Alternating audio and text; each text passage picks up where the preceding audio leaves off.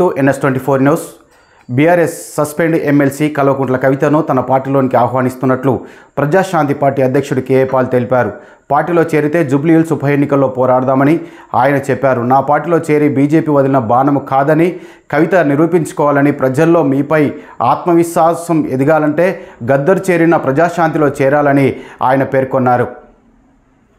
Party నుంచి suspend చేశారు.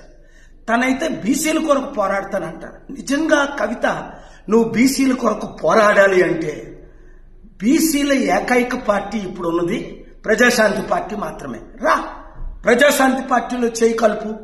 నువ్వు బీజేపీ పంపిన బాణము కాదని రుజువు చేసుకో.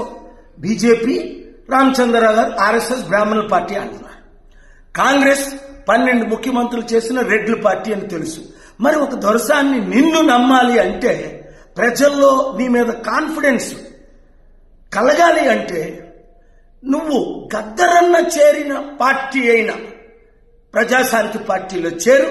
రా, జూబ్లీహిల్స్ లో పోరాడదాం, రుజువు చేసుకుందాం, అందరి మనసుల్ని విన్ చేద్దాం.